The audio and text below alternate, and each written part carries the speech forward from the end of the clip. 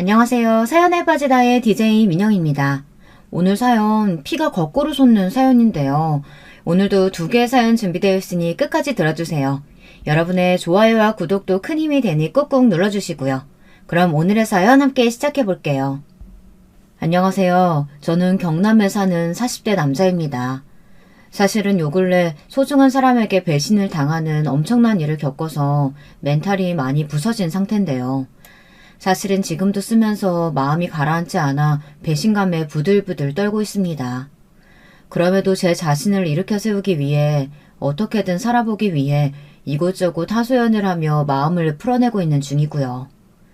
저에게 가장 소중했던 사람 2명이 저를 배신하고 큰 상처를 주었지만 제 곁엔 사랑하는 자식이 있고 제가 살아야 할 이유가 존재하니까요. 혹시 이 이야기를 들으시고 저보다 먼저 이런 일을 겪으신 인생 선배님이 있으시다면 조언 한마디씩 부탁드리겠습니다. 그럼 어떤 일인지 말씀드려 볼게요. 저는 얼마 전까지만 해도 원양어선을 탄 사람입니다. 빚을 갚고 돈을 벌기 위해서요. 오로지 가족의 생계를 위해서였죠. 하지만 제가 처음부터 그랬던 건 아니에요. 20년 전까지만 해도 전 잘나가는 대기업의 회사원이었습니다. 이름만 대면 알만한 대기업이었기에 사람들의 시선도 그렇고 제 자신조차 안정된 미래가 보장되어 있다고 믿었고요. 그런데 어느 날 사건이 일어났습니다. 커피를 마시며 담배를 피우는 시간에 제 회사 선배가 저를 잠깐 부르더니 그러는 겁니다. 진우씨, 월급쟁이 생활 지겹지 않아? 난 지겹다 솔직히. 맨날 상사한테 까이는 것도 싫고. 특히 이 부장 저 자식은 나를 지 쫄다고 마냥 커피 타와라 뭐야라 막대하는데 자존감이 뚝뚝 떨어진다니까. 나는 이번 달 내로 사표 내고 내 사업할 거야. 도저히 안 되겠어. 네? 그게 무슨 말씀이세요? 아니 왜 언제 그런 결심을 하신 거예요? 그래도 저희 회사 하면 안정적이고 꽤 높은 연봉 받을 수 있는 곳으로 유명한데 나가면 불안하지 않으시겠어요? 가족도 있으시잖아요. 가족이 있으니까 나가겠다는 거야. 내 미래 내가 만들어 나가는 건데 여기 있다간 월급쟁이 하다가 아마 회사 압박에 못 이겨서 명예퇴직이나 하겠지. 차라리 돈이나 많이 벌어서 우리 애들한테 못다한 거 해주며 행복하게 해주고 싶어. 그래서 말인데 진우씨도 나랑 같이 나가지 않을래? 그때 저는 아주 멍한 표정으로 서 있었습니다. 왜냐하면 당시 20대에 창창했던 제가 생각하기에는 회사는 힘들고 고되지만 안정성이 보장되어 있는 곳이었고 여길 떠나면 절대 안 된다는 강박관념을 가지고 있었거든요. 거기다 힘겹게 들어온 직장인이 아무리 힘들더라도 붙잡고 있어야 한다고 생각하고 있었어요. 그런데 저보다 2년 먼저 들어온 입사 선배가 그렇게 말을 하니 마음이 묘하더라고요. 나중에 정말로 그 선배가 사표를 던지고 나갈 때까지도 안정된 미래를 버리고 설마 그런 선택을 할까 싶었답니다. 하지만 그 선배는 진짜 자기 사업을 하겠다며 보너스도 거부한 채 회사를 나갔고 저는 한 번 더 놀랐죠. 저는 후에도 선배의 행방이 참 궁금했습니다. 정말 성공해서 원하던 꿈을 이루실지 아닐지 말입니다. 그런데 한동안은 소식이 들려오지 않더라고요. 주변에서도 다들 그 선배가 사업하다 크게 말아먹었다든지 그런 이야기들을 해댔고요. 저도 그 이야기를 듣다 보니 자연스레 선배가 망했다고 생각을 했던 것 같습니다. 그런데 어느 날 놀라운 소식이 들려온 겁니다. 그 선배가 뉴스에 나온 거예요. 올해 떠오르는 신생 기업과 함께 선배의 이름이 동시에 흘러나오는데 그때의 충격은 말로 할 수가 없습니다. 마치 빛나는 별을 보고 있는 것 같은 느낌이었어요. 왜냐면 당시 저는 회사 생활에 무척 지쳐 있었거든요. 저보다 늦게 들어온 후배들이 저를 치고 위로 향하고 있었고 반대로 윗사람들은 실적을 가지고 깎아내리기 바빴죠. 이리 치이고 저리 치이며 힘든 20대 후반을 지나가고 있었습니다. 거기다 만나던 여자친구와도 헤어져 곧 30이 코앞인데 이런 게 아무것도 없는 것 같아 마음이 허전했습니다. 그런데 그러던 어느 날 그 선배로부터 연락이 온 겁니다. 진우씨, 뭐해? 별일 없으면 우리 회사 한번 들으라고. 놀러와서 구경해. 네? 그래도 돼요? 저야 감사하죠. 저는 선배의 연락이 반가웠고 자그마한 선물을 사들고 선배의 사무실에 놀러갔어요. 뉴스에까지 나왔으니 뭐 말할 것도 없었죠. 회사 내부의 자유로운 분위기나 어느새 사장님으로서 카리스마를 갖추고 있는 선배를 보자니 절로 감탄이 흘러나왔습니다. 자연스레 나도 이 선배처럼 그때 내가 선배를 따라 나갔더라면 하는 후회가 들더라고요. 거기다 선배는 저에게 이런 말을 해왔습니다. 나도 많이 힘들었지. 홀로 서기 하려니 왜 안 힘들었겠어. 날 막아주는 든든한 회사라는 울타리가 없어지는 건데. 근데 사람 일이 신기하더라고. 닥치면 다 하게 되어 있어. 내 가족 먹여 살려야겠다 생각하니까 며칠을 잠 안 자고도 일할 수도 있고 그렇게 열심히 하다 보니 돈은 따라붙더라고. 참, 나도 내 회사가 이렇게까지 클 줄은 몰랐는데 되돌아보면 신기해. 그러게요, 선배. 진짜 대단하세요. 전 뉴스에서 선배 이름하고 얼굴 보고 정말 깜짝 놀랐어요. 밥 먹고 있는 중이었는데 밥알을 내뿜었다니까요. 너무 놀라서요. 하여튼 대단하세요. 저는 진심으로 그 선배가 부러웠습니다. 토끼 같은 자식들에 이젠 사모님이 된 와이프까지 저와 나이 차이도 별로 나지 않는 데 비해 모든 것을 갖춘 느낌이었죠. 그러던 중 제안을 받은 것이었어요. 선배가 먼저 자기 회사에서 일을 해보지 않겠느냐고 권한 것이었습니다. 그리고 여기서 일을 배워 저만의 회사를 해보라고 창업을 권한 것이죠. 보통의 경우 이런 일이 잘 없잖아요. 그런데 선배는 반대로 직원들이 창업을 한다고 하면 막지 않고 외려 격려한다고 하시더라고요. 저 역시 회사에서 이리 치이고 저리 치이는 이야기를 했더니 제 처지가 안타까워 보였는지 그런 제안을 해주시더라고요. 정말요? 그럼 저야 좋죠. 네, 저 일해보고 싶어요. 저는 단숨에 승낙했습니다. 그리고 그 후 일을 배워 사업시장으로 뛰어들었어요. 제가 뛰어든 분야는 게임 분야였는데요. 개발자였던 제게 익숙한 사업시장이기도 했고 워낙에 게임 산업에 관심이 많아 정보를 찾아보고 있었기에 선택한 시장이었어요. 선배도 이 분야에 이미 몇몇 의 인맥을 가지고 있어 저를 도와주겠다고 했고요. 조건 없이 저를 도와주시다니 너무 감사해요, 형님. 형님이라고 불러도 되죠? 그럼 당연하지. 마음껏 불러. 이제는 나도 자네를 형과 아우 같은 사이라고 생각할게. 사업은 처음엔 삐그덕했지만 점차 조금씩 승승장구했습니다. 정말 세상을 다 가진 기분이 들더라고요. 하루하루 늘어가는 매출액과 직원들까지 너무 감사했습니다. 그리고 덩달아 제 집사람 와이프도 만나게 되었죠. 사업이 잘 풀리다 보니 여러 군데서 선자리가 들어왔는데 나이도 들었겠다, 얼른 결혼을 해야겠다라는 생각이 들더라고요. 조바심에 여러 선자리들을 한꺼번에 수락해 만나고 있었는데 그중 아내가 가장 아름답고 참했습니다.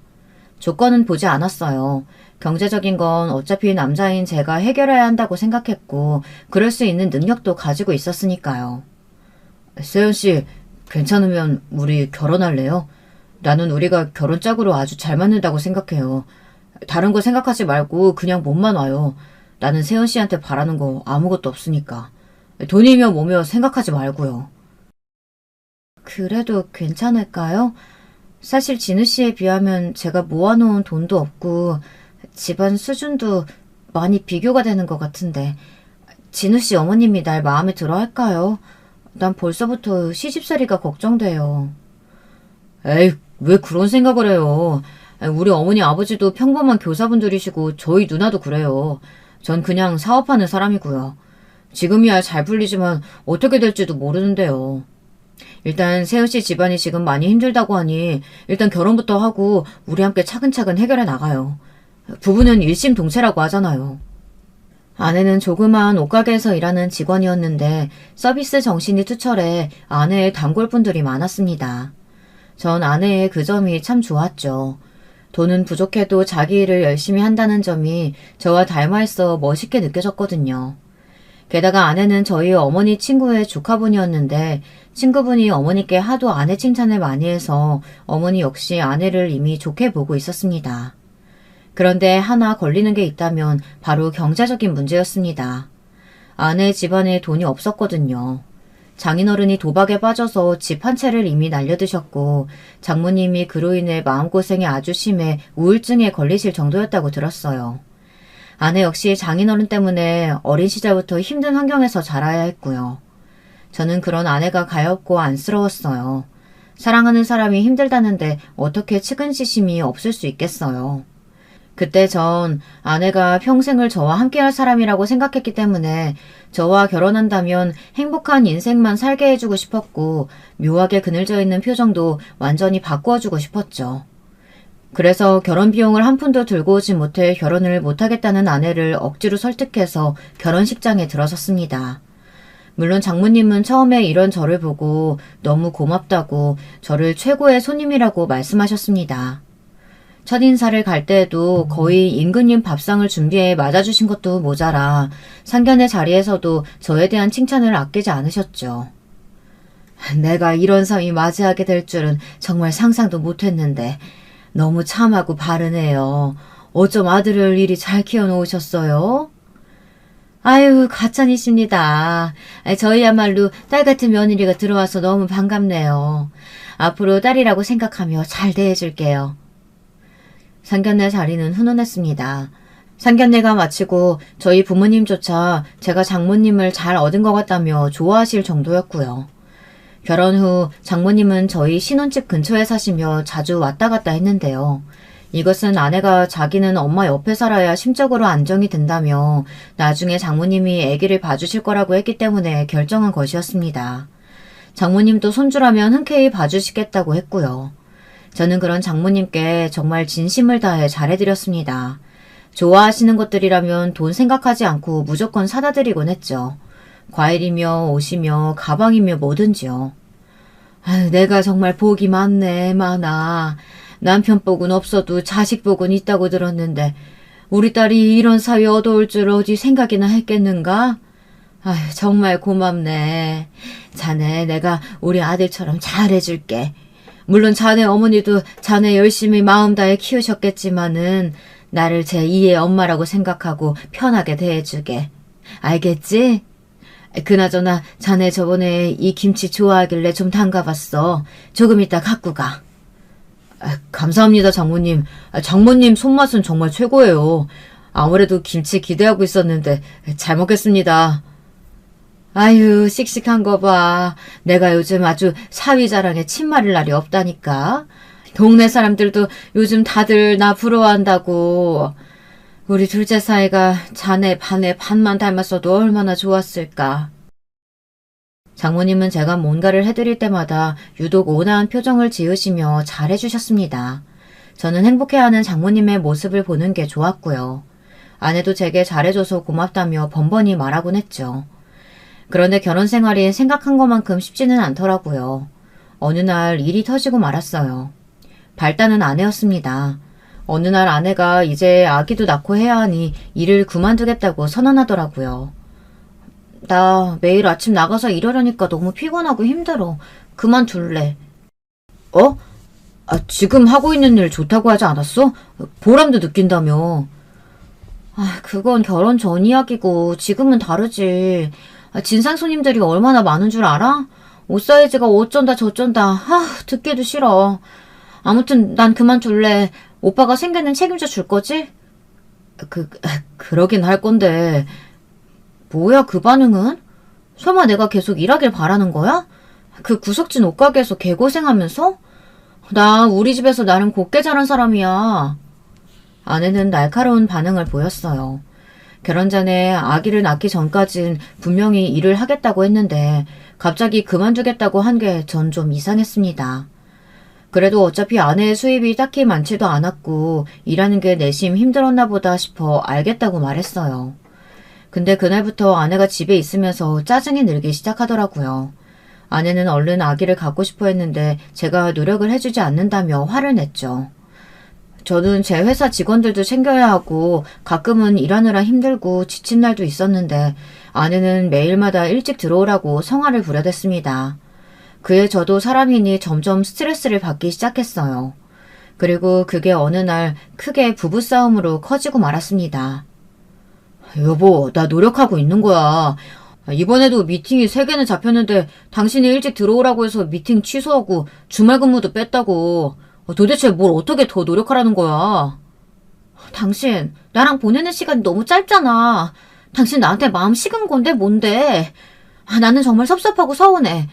연애할 때만 해도 하늘에 별도 따다주겠다던 사람이 결혼하니까 변한 거야, 뭐야? 말해봐. 대답해보라고. 나 말고 딴 여자 있는 거지. 그런 거지. 아니, 내가 뭘 변했다는 거야. 난 똑같아. 자기한테 더 잘해주면 잘해줬지 못해주는 거 없다고. 하다못해 장모님한테까지 잘하잖아. 저번에 당신이 장모님 명품백 사드리고 싶다고 해서 내가 백도 사드리고 건강 영양제도 챙겨드리고. 아니, 여기서 뭘 더 어떻게 해야 하던 건데. 저는 그때 짜증이 머리 끝까지 솟아 있었습니다. 저는 이해할 수 없었습니다. 아내에게 제 카드를 주고 마음껏 쓰라고 했더니 백화점 명품관 쇼핑을 하며 한 달에 1,000만 원을 쓸 때도 있었지만 그건 역시 아무 말 없이 넘어갔어요. 장모님까지 제 부모처럼 챙겨드렸으니까요. 저는 제 부모님에게도 큰 선물을 해드린 적이 없었어요. 해드린다고 해도 워낙에 검소하게 살아오셔서 물건에 큰돈 쓰기 싫다며 거절하실 분들이니까요. 그렇다고 제 아내가 제 부모님을 챙겼냐 하면 딱히 그렇지도 않았어요. 명절날 가서 얼굴 비치는 거 말고는 저희 부모님 생신날도 툴툴대면서 가곤 했으니까요. 처음엔 그러려니 했지만 저도 슬슬 아내의 그런 행동들이 눈에 보이더라고요. 명절날에도 저희 부모님께서 직접 음식을 만들고 저희 누나도 시누이 노릇하려 하지 않고 오히려 아내를 배려했으니까요. 아내가 전을 튀기려 하면 기름 튄다고 누나는 자기가 직접 도맡아 했습니다. 제사 준비 역시 아내가 못마땅해 하는 기색이니 그랬고요. 괜히 시키기 싫어. 못된 시누이 소리 듣는 것도 싫고. 그냥 내가 하면 되니까 넌 신경 쓰지 마. 그래도 이 많은 음식 준비 혼자 하게 해서 미안해. 아내가 오늘은 몸에 열이 난다고 하니까 도저히 오라고 할 수가 없겠더라고. 그래, 아프다는데 뭐 어쩔 수 없지. 난 괜찮으니까 부부싸움 하지 마. 누나는 기분 나쁠 상황에서도 사람 좋게 웃으며 넘어갔습니다. 전 아내가 저희 가족들의 배려에 고마워하는 마음이 조금이라도 있을 줄 알았고요. 근데 이야기를 해보니 그것도 아니더군요. 그래서 싸움이 점점 더 커진 것 같습니다. 솔직히 그리고 말 나온 김에 한마디 하면 당신 나한테 많은 걸 바라지만 정작 당신은 우리 집안에 신경도 쓰지 않고 하다못해 내가 아프다고 해도 약 하나 대신 안 타주는 사람이잖아. 나도 섭섭해. 뭐? 아니 그 얘기를 지금 왜 하는 건데? 난 시집살이 같은 거 하기 싫어. 내가 처음부터 그랬잖아. 난 당신만 보고 결혼하는 거라고. 나는 며느리 노릇 같은 거 하기 싫고 그냥 당신이랑만 사는 거야. 막말로 내가 왜 며느리 노릇까지 해야 되는데? 어머님이 뭐 해줬다고. 그리고 난 당신 최대한으로 챙겨줬어. 내가 어제 밥까지 차려줬잖아. 그럼 됐지. 당신 말 참 서운하게 한다. 그럼 나는 장모님한테 무슨 이유로 잘해주는데? 그리고 밥? 당신 늘 밥은 밖에서 먹고 들어오라고 했잖아. 나 집에서 밥 먹은 적도 몇 번 없었어. 알아? 얘기가 왜 그리로 흘러가? 나는 지금 당신이 변했다는 이야기를 하는 거야. 예전에 알던 당신이 아니라고. 아내는 정말 철없는 아이 같았습니다. 자기 입장과 감정밖에 생각 못하는 어린아이 같았죠. 그저 제가 자기에게 관심이 없어졌다느니 사랑이 식었다느니 그런 말들만 내뱉었습니다. 당신한테 솔직히 실망이다.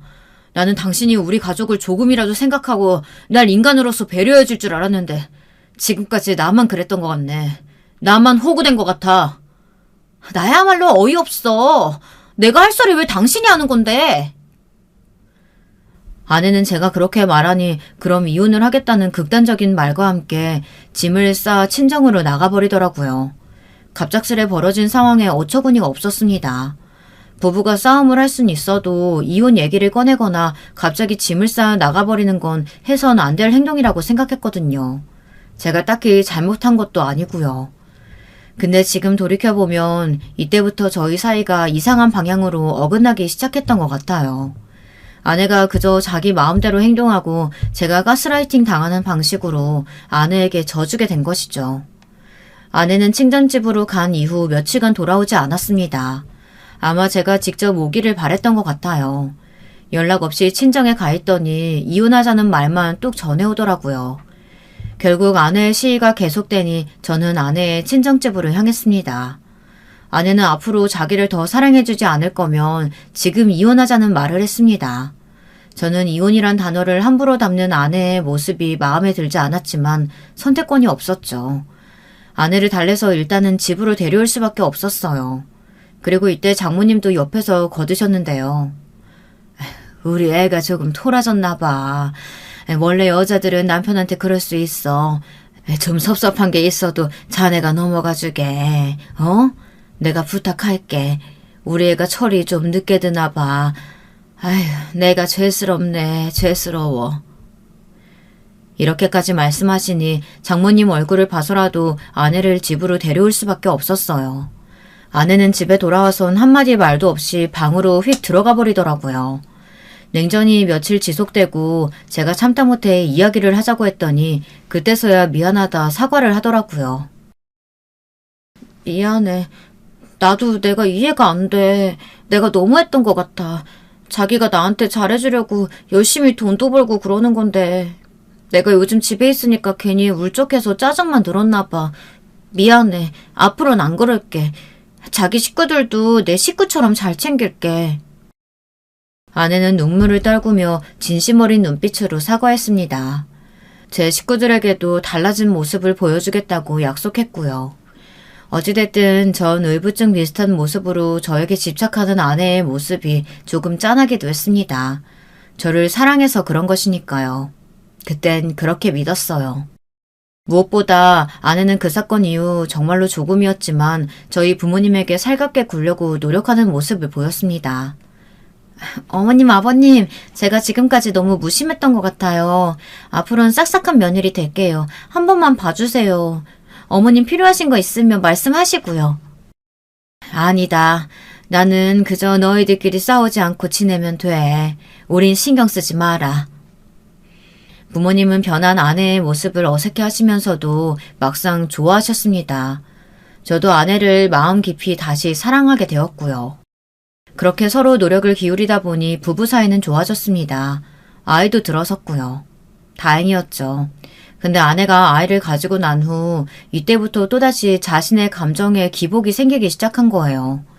아내는 울다가도 웃고 짜증을 내다가도 행복해했습니다. 하루에 12분씩 기분이 바뀌는데 옆에서 적응이 안 되더라고요. 도무지 어느 장단에 맞춰야 하는지 모르겠고요.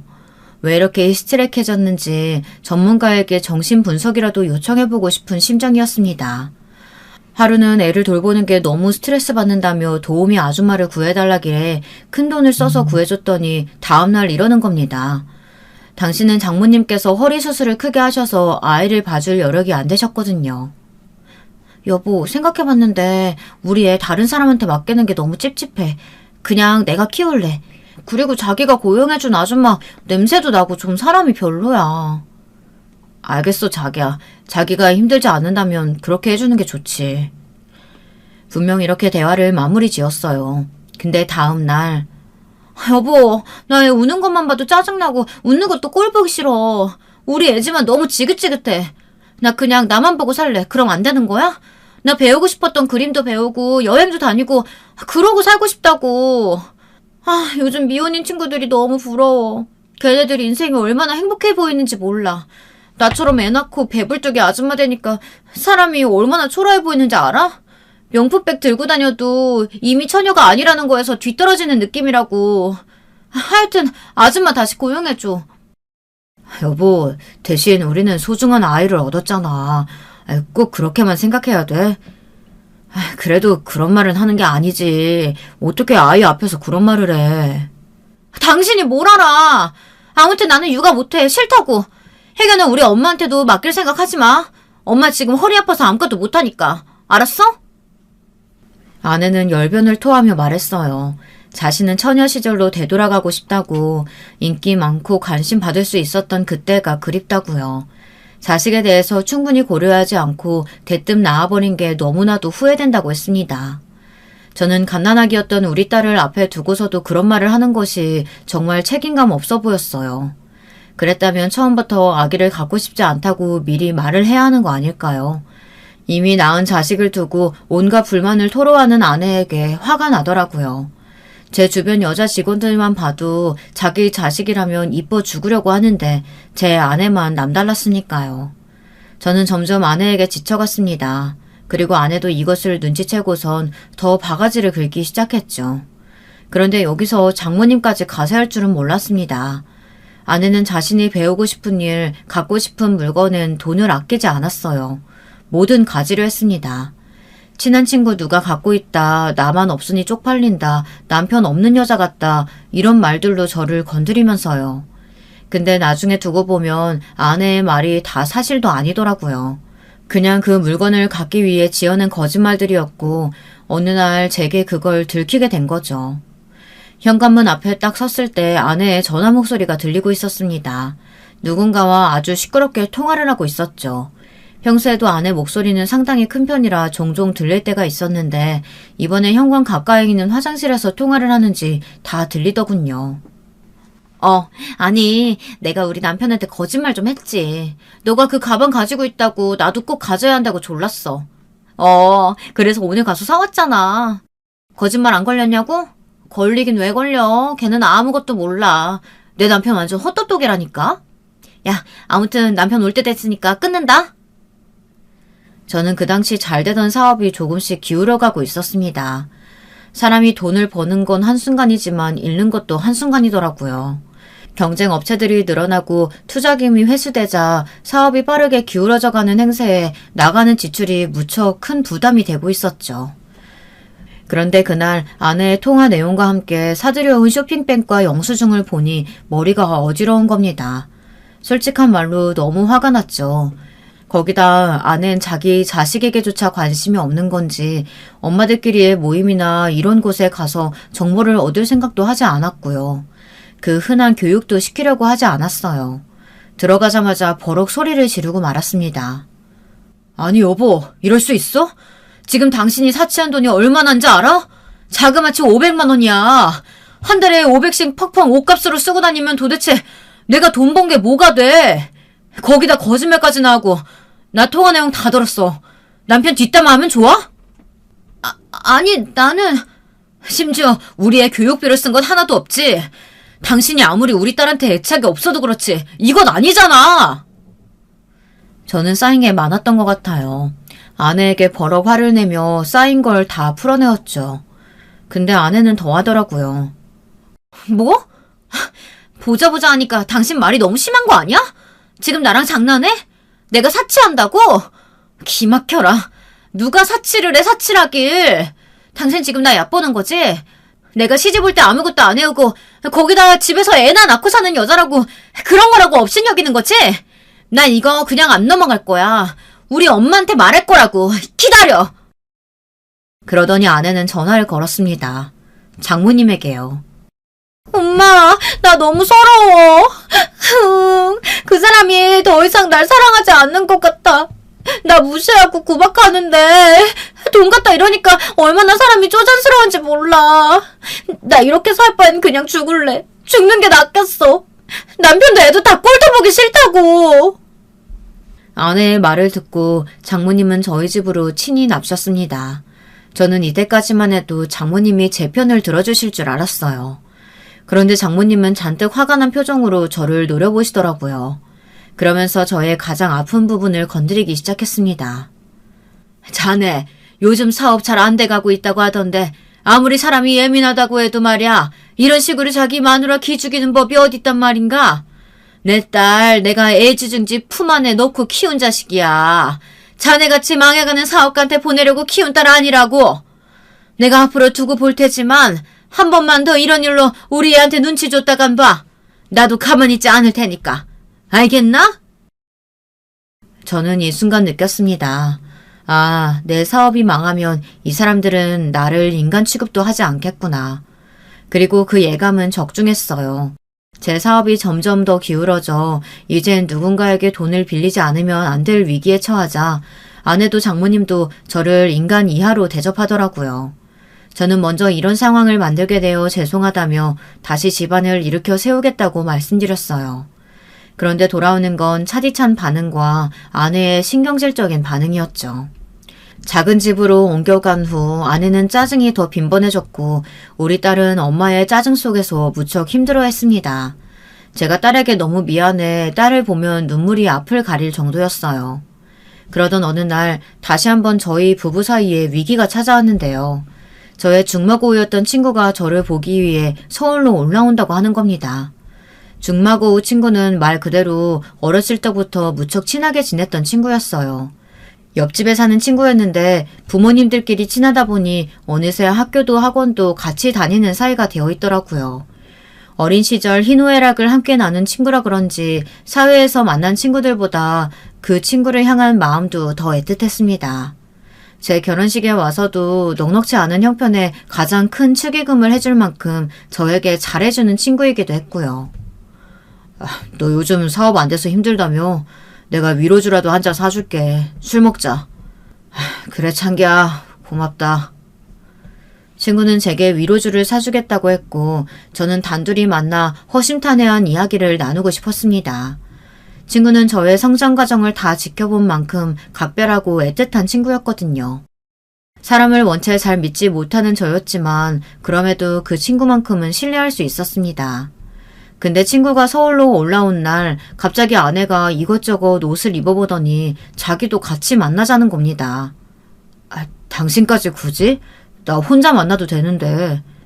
나도 당신 친구 궁금해. 당신이 중마고우라고 하도 말해서 만나보고 싶었단 말이야. 못 본 지도 오래됐고. 나도 오랜만에 외출하고 싶으니까 같이 나갈래. 그래, 그럼 알겠어. 아내의 제안을 거절하기 애매해 친구에게 양해를 구했는데 친구가 괜찮다고 하더라고요. 그렇게 저희는 대게집으로 향했는데 친구는 아내를 보자마자 칭찬 세례부터 했습니다. 이 친구 특징이 원래 사람 처음 만나면 어색한 분위기를 풀 겸 기분 좋게 칭찬해주는 것부터 시작하거든요. 근데 아내의 반응이 참 묘했습니다. 친구를 지나치게 신경 쓰는 눈치였달까요? 말은 들었는데 진짜 미인이시네요. 멀리서 보는 거랑은 또 다르네요. 몇 년이 흐르는데도 미모는 여전하세요. 무슨 그런 말을. 그래봤자 애엄마인걸요. 창기씨도 잘생기셨어요. 그나저나 창기씨는 결혼 안 하세요? 집에서 결혼 안팎 안 해요? 왜 안 하겠어요. 하죠. 근데 아직 인연이 안 온 건지 딱히 많은 여성분이 없네요. 창기씨 같은 분이면 분명 좋은 인연 만나실 거예요. 제가 봐도 멋지신데 창기씨 주변 여자분들이 보는 눈이 없나 보다. 아마 제가 이이보다 창기씨를 먼저 만났다면 확 낚아채갔을걸요? 술이 너무 과하게 들어간 걸까요? 아내의 발언 수위는 아슬아슬했습니다. 자꾸 저를 만나기 전 제 친구를 먼저 만났더라면 자기가 먼저 대시를 해봤겠다고 하더라고요. 여러 번 이런 말이 나오니 친구도 부담스러웠는지 제 눈치를 살피고 저도 기분이 안 좋을 수밖에 없었죠. 나중에 차에 타 집으로 가는 길에 아까 왜 그런 말을 했는지 물어봤어요. 그러니 아내는 별 뜻 없이 한 말이라고 하더군요. 이때부터 아내는 조금 이상했습니다. 다시 처녀 시절이 그립다며 하다못해 단골 카페 사장이 남자라면 남자란 이유 하나만으로 어딘지 수위가 아슬아슬한 대화를 하곤 했어요. 중마고우인 제 친구뿐만이 아니라 그 누구를 만나도요. 그러니 제 입장에서는 아내가 조금 불안할 수밖에 없었죠. 가뜩이나 사업도 잘 되지 않아 마음이 착잡한데 심사가 뒤틀리는 기분이었습니다. 하지만 제가 이 부분을 이야기하면 아내는 외려 제가 을처증이라며 저를 이상한 사람으로 몰아가곤 했습니다. 아니, 당신은 당신 친구도 못 믿는 거야? 창기 씨랑 당신 엄청 친하다며. 어렸을 때부터 친한 사이면 믿고 의지하는 사이 아니야?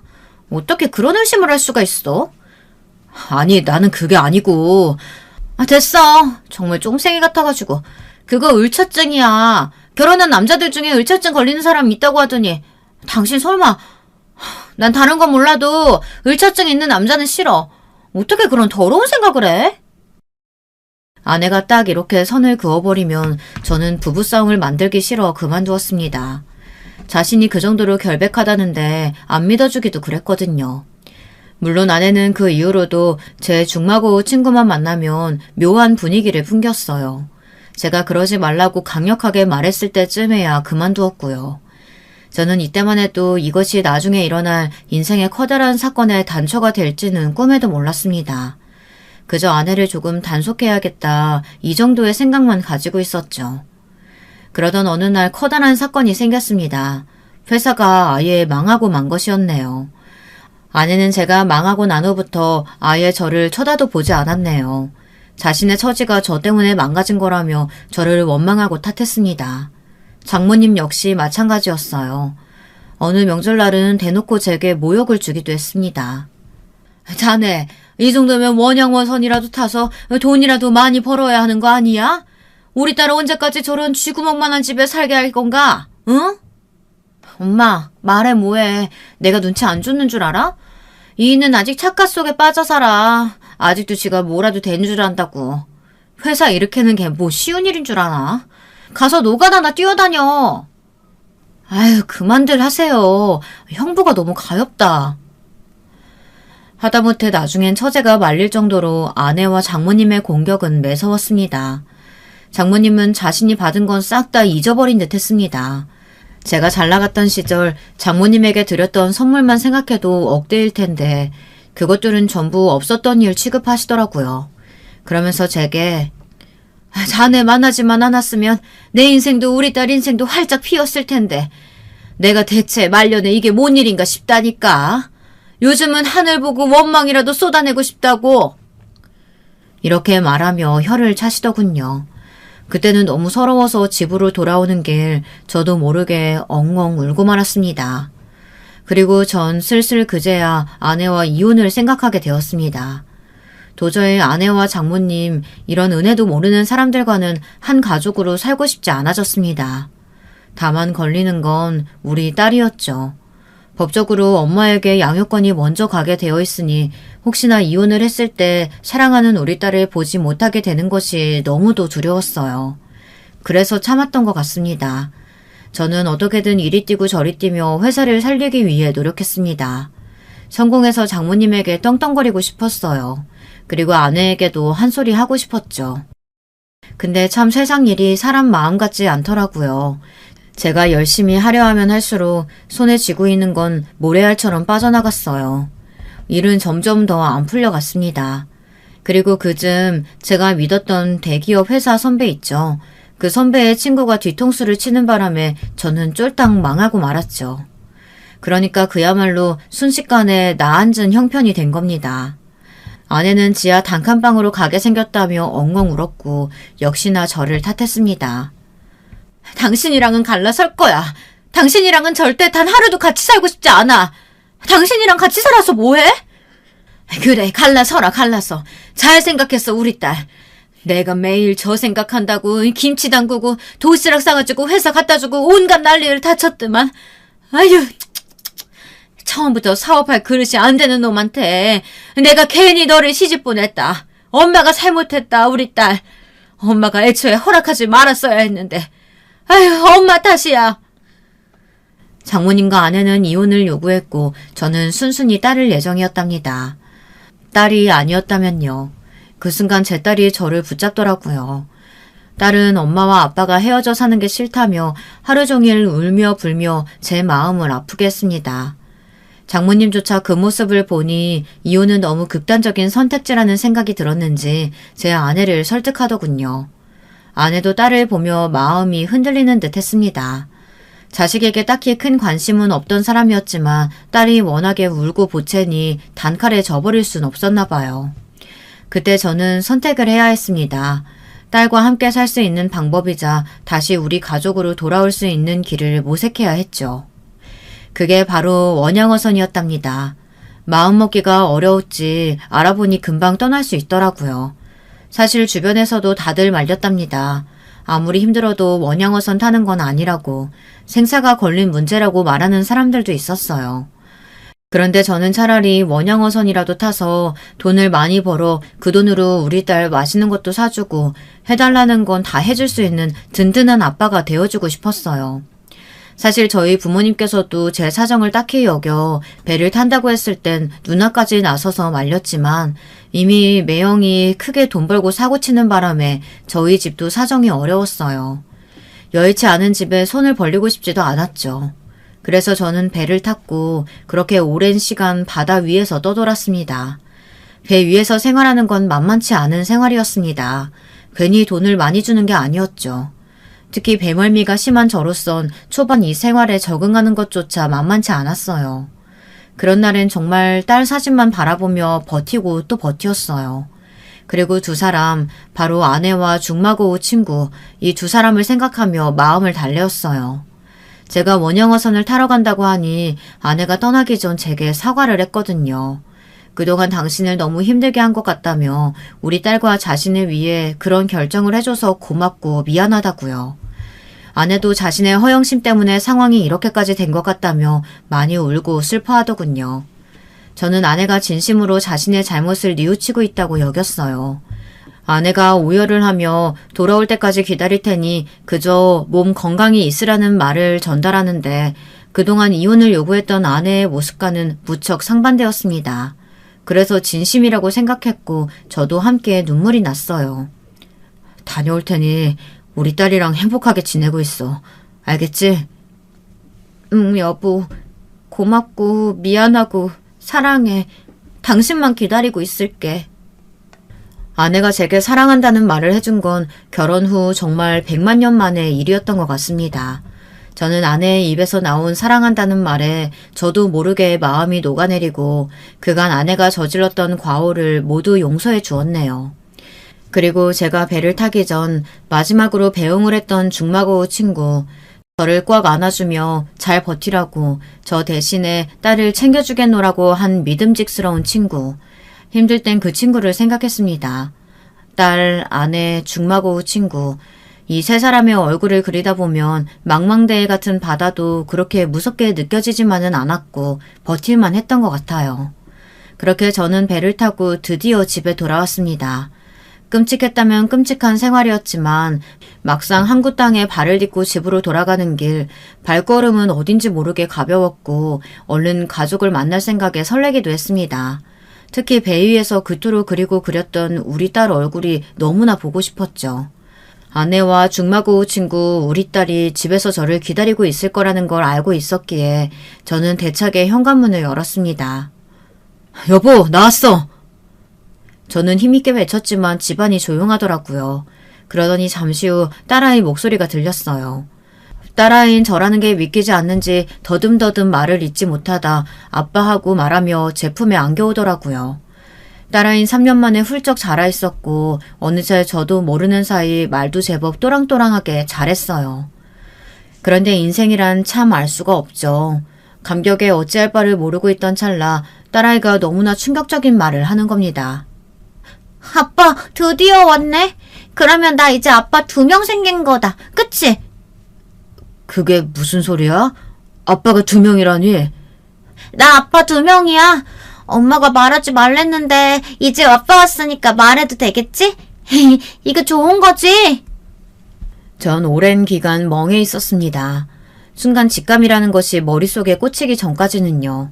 저는 딸아이를 잡고 있던 손을 스르르 풀고는 아내에게 전화를 걸었어요. 아내의 목소리는 밝았습니다. 당신이 좋아하는 불고기거리 사가지고 오는 중이라고 하더군요. 저는 아내가 오기 전 뭐라도 해야겠다는 생각이 들었습니다.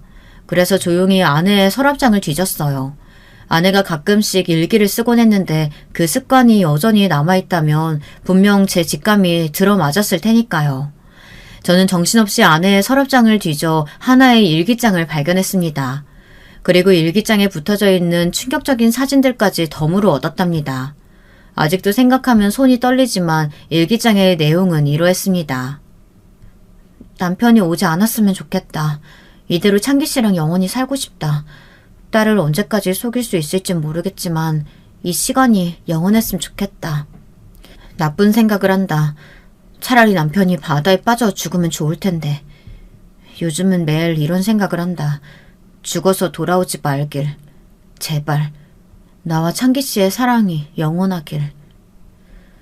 덤으로 제 중마고우와 입술을 맞대고 있는 스티커 사진들을 발견했는데요. 다 늙어버린 사람들이 청춘들 마냥 저러고 있는 게 너무 꼴보기 싫더군요. 벼락을 맞은 것 같았어요. 제가 얼마나 어리석었는지 3년 동안 내가 죽길 바랬던 사람에게 도대체 나는 무엇을 꿈꾸고 바라고 있었던 건지 깊은 배신감과 함께 분노가 치밀어 올랐습니다. 저는 간신히 이성의 힘을 끌어모아 차분히 핸드폰을 들었습니다. 아내가 오기 전 일을 끝내야 했으니까요. 친구에게 먼저 전화를 걸었더니 친구는 이런 말을 하더군요. 아, 그래. 내가 오늘 너희 집으로 간다고 했는데 까먹고 있었다. 아, 이런 미안. 아, 요즘 일이 바쁘다 보니. 아, 그래도 술 한잔 사야지. 오늘 저녁 너네 집으로 넘어갈게. 재수 씨랑 다 같이 회포 풀자. 그동안 고생 많았다, 친구야. 저는 친구라는 그 단어가 너무나 징그러웠고 회피하기 위해 간신히 전화를 끊어버렸습니다. 그리고 마침 아내가 들어왔는데 아내는 반가운 척 연기를 하더군요. 그날 다 같이 가진 술자리에서 두 사람은 저 몰래 계속해서 은근한 눈짓을 주고받았습니다. 제가 회장실에 갔다 오면 꼭 붙어 있다 제가 나타나면 바퀴벌레처럼 후다닥 흩어졌죠. 저는 안 보는 척 다 녹음하고 영상으로 남기고 있었습니다. 저는 두 사람이 떠나고 난 후 조용히 예전 제게 사업을 해보라고 권했던 저의 롤모델이었던 회사 선배에게 전화를 걸었죠. 선배, 할 말이 있는데 저 좀 도와주실 수 있으세요? 제 상황을 설명드렸더니 선배는 아무래도 자기 친구가 예상치 않게 뒤통수를 쳐 사업이 어려워졌다는 이야기 들었다며 도와주겠다고 말했습니다. 그래, 일단 변호사부터 제일 좋은 변호사로 선임해줄게. 네, 그리고 하나만 더 부탁드릴게요. 제 친구놈 잘라주세요. 꼭. 그날 친구가 온 날 술을 마시며 이야기를 나눴는데 놀랍게도 친구놈이 선배네 회사를 다닌다고 하더라고요. 제가 예전에 친구놈을 선배에게 소개시켜준 적이 있었는데 제가 배를 탄 사이 그 인연이 다 회사의 임원으로 한 자리 하고 있던 모양이었습니다. 저는 친구의 요란한 말솜씨를 잘 알고 있었습니다. 그 현란한 말로 먼 사람의 눈을 속일 수 있을진 모르겠지만 제 눈은 아니었어요. 제 말에 선배는 노했고 곧바로 조치를 취하겠다고 했어요. 저는 그렇게 선배의 도움을 받아 중마고운 놈을 자리에서 끌어내리고 아내에게도 이혼 서류를 내밀었습니다. 딸의 양육권도 뺏어올 거란 말과 함께 던지었고요. 아내는 말 그대로 코웃음을 치더라고요. 당신이 무슨 돈이 있다고? 아니 내가 무슨 죄를 저질렀다고 우리가 왜 이혼을 해야 되는데? 좋으나 싫으나 애가 있으면 같이 살아야지. 당신 아빠 맞아? 아내는 책임감이 없다며 저를 맹목적으로 비난했습니다. 하지만 저는 그게 아내가 저에게 위자료를 주기 싫어 그런다는 걸 잘 알고 있었습니다. 제 앞으로 떨어질 돈 때문에 원양어선을 타러 가는 제게 거짓으로 용서를 구한 것처럼 지금 역시 아이 핑계를 대지만 사실은 모든 것이 돈 때문이었죠. 저는 뼛속까지 더럽고 추악한 이 여자와 단 1분 1초도 함께 있고 싶지 않았어요. 우리 딸을 이런 공간 속에 놓고 싶지도 않았고요. 그래서 아내를 뒤로 한 채 딸을 안아들고 부모님 집으로 갔습니다. 다행히 저의 복수는 성공으로 끝났습니다. 선배가 저를 적극적으로 도와준 덕에 그 친구놈은 개망신을 당하며 회사에서 잘렸다고 들었고 아내 역시 딸을 빼앗겼으니까요. 너무 가슴 아픈 사실인데 딸은 제가 없던 3년 동안 거의 방치되다시피 키워졌더라고요. 받아야 할 교육도 제대로 못 받고 밥도 제대로 못 먹는 채 말입니다. 정말 너무하지 않습니까? 저는 피가 거꾸로 솟는 줄 알았네요. 딸의 입에서 더듬더듬 그간 어찌 살아왔는지 듣는데 그 해맑은 얼굴을 보며 눈물을 줄줄 흘렸답니다. 이후 아내는 형벌감이었지만 워낙에 우리나라 법이 솜방망이 쳐버린지라 무거운 벌까진 받지 못했어요. 가벼운 벌금형으로 끝났고 대신 큰 위자료를 물게 되었죠. 아마도 저는 우리 딸이 크고 난 후 진짜 벌을 내려줄 거라 생각합니다. 아내가 받아야 할 진짜 벌은 아직 받지 못했다고 생각해요. 딸도 크면 자신이 어떻게 자라왔는지 궁금할 테고 저는 솔직히 말해줄 생각입니다. 아마 딸도 기억하고 있겠죠. 가슴은 너무 아프지만 지금도 그 두 년놈들만 생각하면 갈갈이 찢어 죽이고 싶은 심정이지만 오늘도 부처의 마음으로 참습니다. 나쁜 일을 저지른 것들은 인과응보로 똑같이 당할 거라는 암시를 스스로에게 걸면서요. 여러분, 두 번째 사연 시작하기 전에 좋아요, 구독 꼭 눌러주실 거죠? 그럼 두 번째 사연 바로 시작합니다. 안녕하세요. 저는 서울에서 두 아들과 남편과 사는 40대 아줌마입니다. 저는 식당을 운영 중인데 평소에 손님이 붐비지 않을 때 유튜브로 사연 듣는 걸 즐겨해요. 하도 들으니 남편도 궁금하다고 옆에서 자기도 일하며 듣는다고 하더라고요. 그렇게 매번 듣기만 하다가 이번에 너무 웃긴 사연이 생겨서 제보하게 됐습니다. 제보하기 전에 우리 직원들에게 말했더니 다들 배꼽 잡고 웃길래 자신감이 생겼어요. 혼자만 알고 있기 아쉬우니 바로 시작해보겠습니다. 저는 태어난 곳은 서울이 아니고 지방에서 태어났어요. 위로 오빠만 셋이고 귀한 막내딸로 태어났습니다. 부모님은 지방에서 식당을 하셨는데 아주 크게 하셔서 지역에서 유명한 곳이고 관광객들에게도 현지인들에게도 인기가 많은 곳이었어요. 저는 그런 부모님 덕분에 어려서부터 돈 걱정은 전혀 하지 않고 자랄 수 있었습니다. 부모님 식당은 갈비를 파는 곳이었는데 덕분에 고기도 질리지 않게 먹었고 그 고기들은 죄다 우리 집 가족을 아주 건강하게 만들어줬어요. 어디 같이 여행을 가면 거기서 우리 가족들을 보고 씨름 선수냐고 묻기도 하고 운동 선수냐는 질문은 안 들어본 가족이 없을 정도입니다. 심지어 운동 선수냐는 질문은 귀엽고 듣기 좋기라도 하지 첫째 오빠는 유독 덩치가 큰데 조폭인 줄 오해를 아주 많이 받고 살아요. 아버지와 첫째 오빠는 똑같이 생겼는데 둘 다 인상도 험악해서 덕분에 식당을 운영하며 한 번도 시비가 걸리거나 술 취한 사람이 난동을 부려도 금세 조용해지고 편안하게 가게를 할 수 있었죠. 어머니는 몸집은 작은데 성격이 장난 아니셔서 우리 집에서 제일 불같은 사람입니다. 제가 갈비 덕분에 유치원을 다닐 때부터 몸집이 우람했는데 게다가 위에 오빠만 셋이니까 성격도 괄괄하고 드셌어요. 우리 집이 겉모습은 다 씨름 선수여도 나름 의리는 제대로 있는 집이라 괴롭힘 당하는 친구들을 다 구해주고 다녔는데 그건 저도 똑같았습니다. 아직도 기억나는 건 초등학교 때 힘없는 친구를 괴롭히던 친구가 있어서 제가 가서 똑같이 때려줬어요. 그랬더니 걔가 여자만 봐줄 줄 아냐고 저에게 발차기를 날렸는데 저도 당하지 않고 똑같이 때리다 둘 다 코피가 나고 부모님도 학교로 오고 난리가 아니었습니다. 그런데 거기서 우리 아버지가 저보고 잘했다고 칭찬해서 선생님들이 아버지를 쫓아냈던 기억이 나요.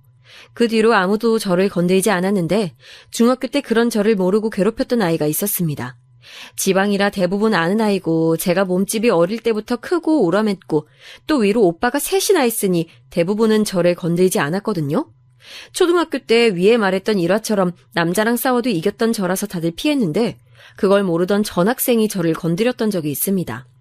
하필 근데 중학생 때라 남자 여자 힘의 차이가 컸고 그 친구도 키가 커서 제가 일방적으로 당했어요.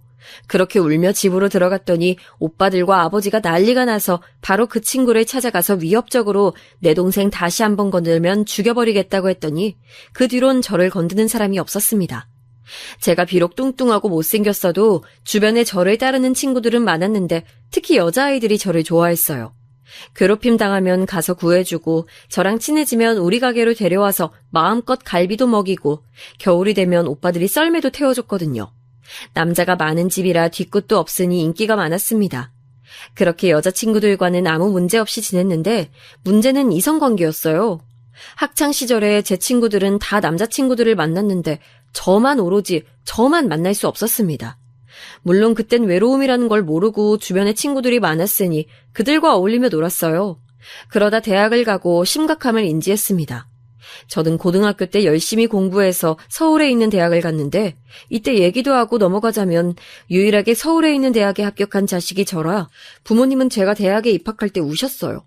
산처럼 큰 덩치를 가진 아버지는 본인 자식이 무려 다른 곳도 아니고 서울에 있는 대학에 가는 게 감격스럽다고 가게에 오는 손님들에게 무료로 소주 한 병이나 음료수를 뿌리기도 하셨습니다.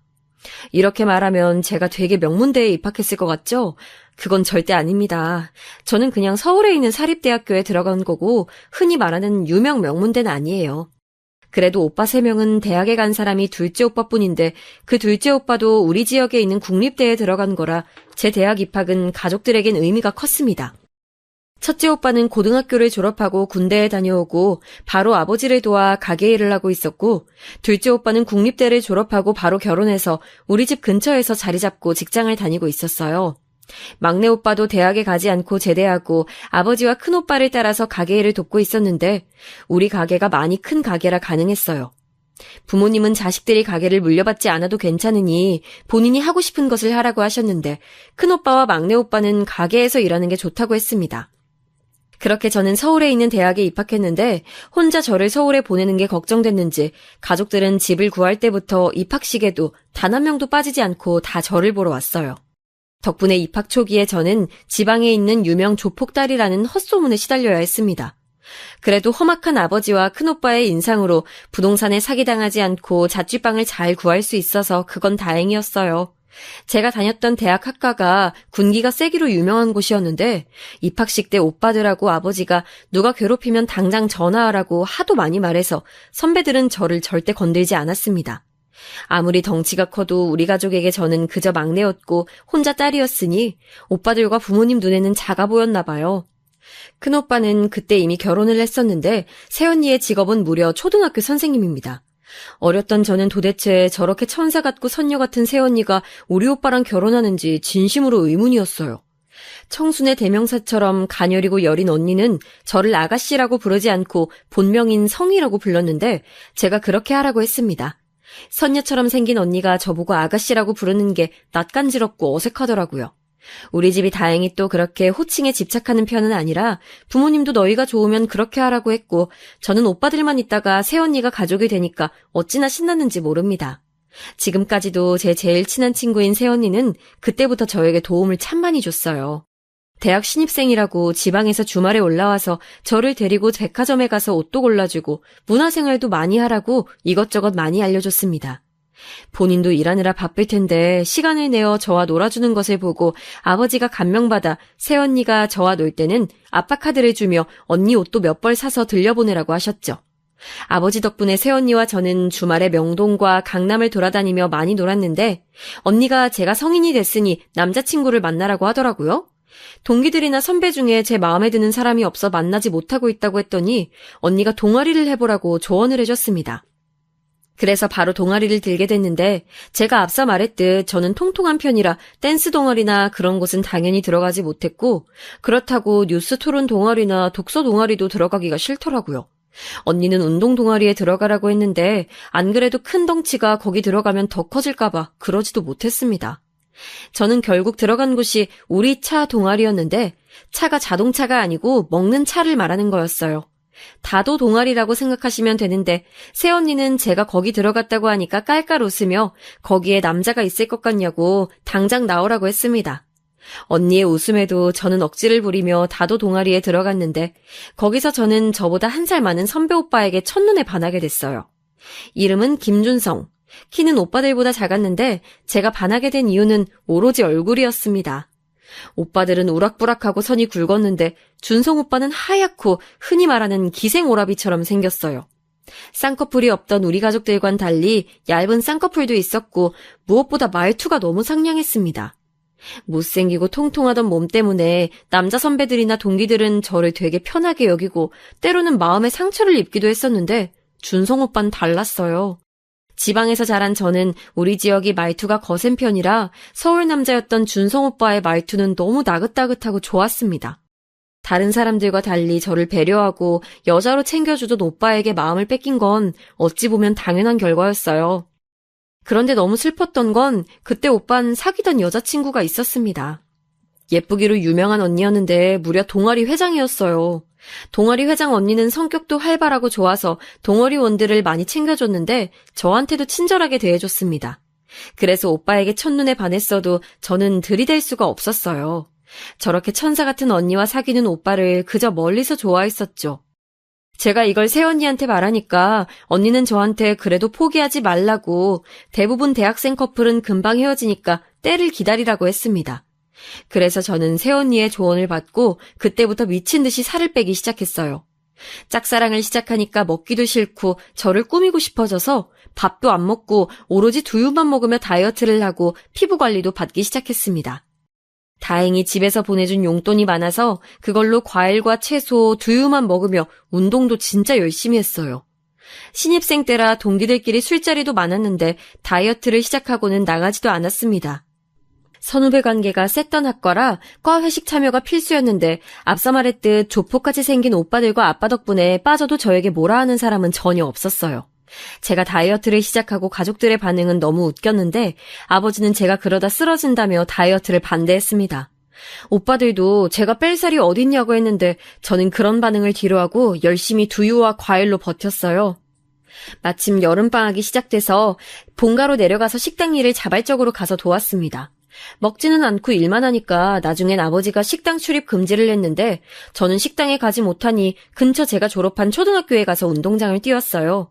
한여름이라 푹푹 찌는 더위에 저는 달리다 쓰러져서 응급실에 가기도 했습니다.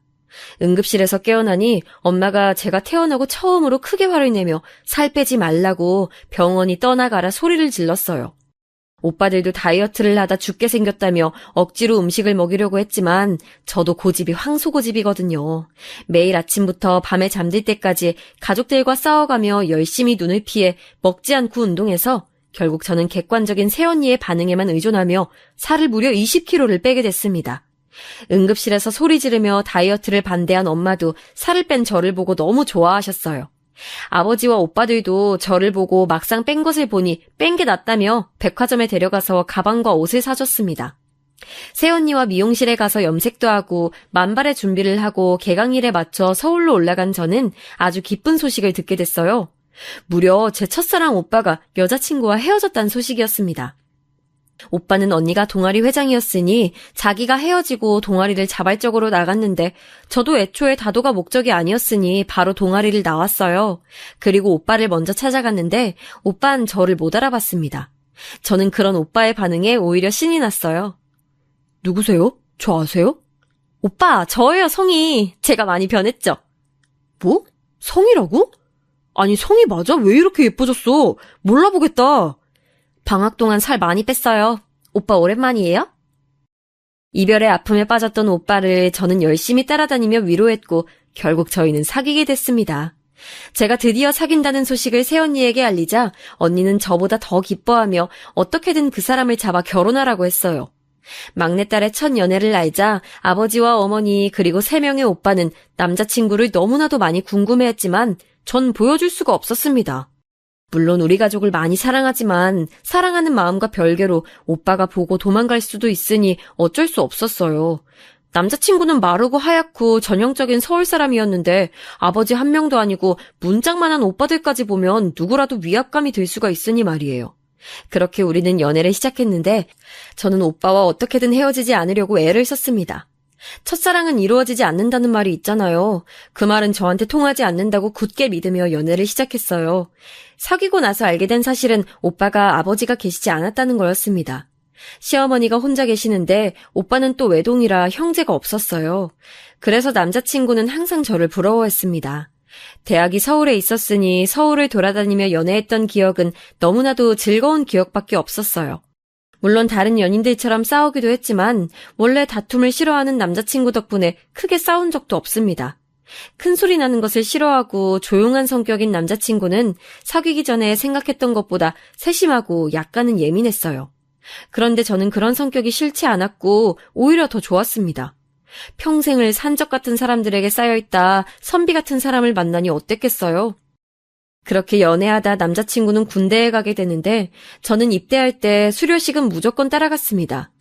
그리고 그때 남자친구의 어머니를 처음 뵀는데 첫인상이 되게 강렬했어요. 일단 어머니는 남자친구를 낳은 사람답게 얼굴이 똑같았는데 매우 아름다우셨습니다. 우리 엄마와는 달리 곱고 세련된 머리 스타일에 머리부터 발끝까지 치장하게 드러나는 분이셨어요. 귀걸이, 브로치, 머리핀, 장갑, 스카프 등 할 수 있는 장식품은 다 하고 오셨는데 말투도 되게 고상하셨습니다. 특히 아직도 기억나는 건 가슴팍에 달려있던 화려한 꽃장식 브로치였어요. 어디서 구한 건지 궁금할 정도로 화려해서 10년이 지나도 기억이 나요. 우리 아들 여자친구? 반가워요.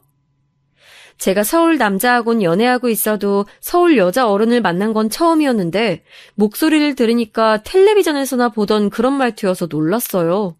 서둘러 인사를 하고 몰래 힐끔거렸는데 어머니는 자세가 시종일관 꼿꼿했고 표정은 다양하진 않았습니다. 다소 차가운 인상에 도도한 말투라 어색했지만 이게 서울 사람이구나 싶어서 오히려 신기했어요. 우리 엄마와는 반대라 신기하게 쳐다봤는데 어머니는 눈을 동그랗게 뜨고 계속 머리에 신경을 많이 썼습니다. 남자친구의 부대가 강원도라 되게 추웠는데 어머니는 그 추운 겨울에 코트를 입고 오셨을 정도로 외모에 신경을 많이 쓰는 사람이었어요. 너무 추워 보여서 제가 가지고 있던 목도리라도 드리려고 했더니 옷에 어울리지 않다고 거절하셨죠. 그렇게 민망한 어머니와의 만남을 끝으로 저는 겨울방학 때 지방에 내려가지 않고 서울에 남아 있었습니다. 남자친구의 면회를 위해선 지방보다 서울에 사는 것이 훨씬 유리했고 그런 저를 보며 아버지는 분노하셨어요. 기생오라비가 뭐가 그렇게 좋냐고 아버지나 챙기라고 삐쳤는데 저는 아랑곳하지 않았습니다. 새언니는 그런 제가 너무 귀엽다고 본인이 큰오빠와 자주 올라왔는데 제가 남자친구 도시락을 쌀 때도 언니는 옆에서 많이 도와줬어요. 큰오빠는 옆에서 걔가 뭐가 그리 좋냐고 힘도 못 쓸 것 같던데 저런 놈은 남편으로 쓸모가 없다고 해도 언니와 저는 무시하고 둘이 계란말이도 만들고 유부초밥도 만들었습니다. 그리고 그런 저를 큰오빠는 운전해서 군부대에 내려주기도 했어요. 다 언니가 옆에서 재촉해서 그렇게 한 거였지만 지금 생각해보면 오빠도 대단합니다. 그러다 보니 얼떨결에 남자친구에게 부모님보다 큰오빠 부부를 더 먼저 보여주게 됐는데 예상대로 남자친구는 큰오빠의 험악한 인상과 큰 덩치를 보고 주눅이 들었어요. 안 그래도 씨름 선수 같은 오빠였는데 막내 동생 남자친구라니까 뭐가 그리 마음에 들지 않는지 인상을 팍 쓰고 있어서 군대에 있던 다른 사람들까지 힐끔거리며 쳐다볼 정도였습니다. 다행인지 아닌지 남자친구도 우리 오빠 덕분에 선임들의 괴롭힘이 크진 않았다네요. 차마 남자친구가 저에게 친오빠가 맞냐고 물어볼 때 사실 2명 더 있다고 말하진 못했습니다. 그냥 입에 방울토마토를 넣어주며 빨리 제대하라고 했죠. 그렇게 남자친구가 군대에 있는 동안 면회에 자주 갔었는데 혼자 갈 때도 있었고 큰오빠 부부와 갈 때도 있었습니다. 제대할 때가 되니까 그래도 자주 봤다고 큰오빠와 남자친구는 서로 형 동생하며 지내게 될 정도였어요. 큰오빤 처음엔 제 남자친구가 허연 선비 같다고 싫어했는데 나중엔 오히려 거친 사람보단 낫다고 했습니다. 그렇게 남자친구가 다시 학생이 되고 저는 먼저 졸업하게 됐어요. 부모님은 제가 지방으로 다시 내려오길 원하셨지만 저는 남자친구가 있는 서울을 떠나는 게 싫었습니다. 그래서 서울에서 대학을 졸업했으니 거기서 취업한다고 둘러대고 내려가지 않았어요. 엄마는 처음엔 아쉬워했는데 이왕 대학도 졸업했으니 거기서 살라고 하며 힘들면 언제든지 말하라고 했습니다. 저는 그렇게 학교 앞 카페에서 아르바이트하며 남자친구와 연애를 지속했어요. 돈도 벌고 연애도 하고 제 인생에서 제일 행복했던 기간이 바로 저 때입니다. 그렇게 남자친구도 졸업하고 취업해서 신입사원이 됐는데 저는 지금이 기회라고 느끼며 바로 결혼 얘기를 꺼냈습니다. 제가 결혼 얘기를 꺼내자 남자친구는 당황하며 지금 우리가 어리지 않냐고 했지만 워낙 남자친구와 결혼하고 싶은 마음이 컸던 저는 막무가내로 밀어붙이기 시작했어요. 제 강한 주장에 남자친구가 먼저 우리 집에 인사를 오게 됐는데 저는 아직도 그때 남자친구의 표정을 잊을 수가 없습니다. 큰오빠 한 명만 보고도 놀랐던 사람인데 집에 그런 사람이 셋이나 더 있으니 얼마나 놀랐겠어요. 그런 남친을 두고 아버지와 오빠들은 둘러싸고 질문 공세를 퍼부었는데 안 그래도 하얀 사람이 허옇게 질려서 바들바들 떨며 대답하는 것을 보고 엄마는 저에게 어디서 샌님을 데려왔다고 하셨습니다. 그래도 사람은 착하니 봐달라고 제가 사정했더니 엄마는 남친이 돌아가고 저에게 바람 피우거나 어디서 사고를 칠 관상은 아니라고 합격이라고 하셨어요. 아버지도 배포가 작아 보이는 게 썩 마음에 들진 않지만 엄마 말대로 어디 가서 도박하거나 사기당할 그럴 깜냥은 보이지 않다며 희한한 이유로 결혼을 허락하셨습니다. 오빠들도 만약 결혼 생활이 순탄하지 않으면 오빠들에게 말하라고 하며 우리 집에선 다소 순조롭게 결혼 허락을 받게 됐어요. 저는 신이 난 채로 남자친구의 집을 방문하게 됐는데 그래도 군대 갔을 때 어머님을 뵈었던 경험이 있어서 많이 떨리진 않았습니다. 집에는 처음 방문한 거였는데 남자친구의 집은 겉으론 평범한 서울의 아파트였는데 안에는 굉장히 화려했어요. 특이하게 생각했던 것은 거실에 있던 장식장이었는데 어머님은 물건을 수집하는 것이 취미라고 했습니다. 화려한 꽃무늬의 찻잔과 그릇이 되게 많았고 강아지가 한 마리 있었는데 강아지의 옷도 굉장히 화려했어요. 머리핀도 2개나 달린 강아지는 노란색의 옷을 입고 있었는데 신발은 분홍색이었습니다. 우리 집에서 남친을 맞이할 때만큼은 아니어도 어머님은 제가 온다고 나름 요리를 하셨는데 사실 맛은 없었어요. 그래도 열심히 먹었더니 좋아하는 눈치여서 배가 불러도 계속 먹었습니다. 어머님은 우리 집에 대해 많이 물어보셨고 저는 있는 그대로 말씀드리니 여유 있는 것을 금방 눈치채시고 좋아하셨어요. 신혼집을 해줄 형편은 아니라고 하기에 제가 아버지가 결혼하면 서울에 아파트를 사주신다고 했더니 또 활짝 웃으시더라고요. 그렇게 어머님과의 인사도 끝나고 상견례는 서울에서 했는데 다행히 상견례는 아무 문제 없이 넘어갔습니다. 엄마가 저에게 시어머니 될 사람이 홀시어머니라 아들에게 의지를 많이 할 것 같다고 걱정하셨는데 저는 그건 어쩔 수 없는 부분이라고 생각했어요. 남친이 워낙 좋으니 다른 것들은 전혀 문제가 되지 않았죠. 시어머니가 되게 겉으로는 교양 넘치는 분이라 저런 집이면 식구들이 드세지는 않을 거라고 설득했더니 엄마도 마지못해 인정하셨어요. 시어머니는 남들 눈을 되게 많이 의식하시는 분이었는데 결혼식장을 선택할 때도 무조건 화려한 곳으로 하라고 제 웨딩드레스에도 친정엄마보다 더 신경을 많이 쓰셨어요.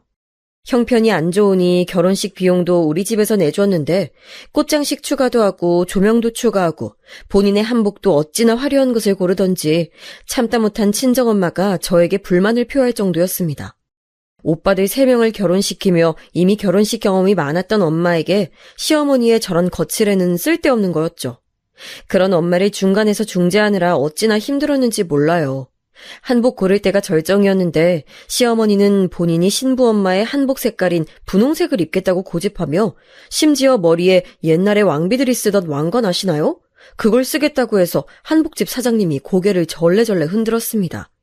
남편이 중간에서 뜯어말리고 제발 그만하라고 해서 겨우 진정시켰지만 이 일로 친정엄마는 시어머니를 좋게 보지 않게 되었어요. 시어머니는 저에게 심지어 성형수술을 권하셨는데 저는 장난인 줄 알고 웃으며 넘겼더니 진지한 시어머니의 눈빛에 할 말을 잃었습니다. 한 번뿐인 결혼식이고 저도 당연히 신경이 쓰이긴 했지만 어째 시어머니는 저보다 더 결혼식에 진심이었어요.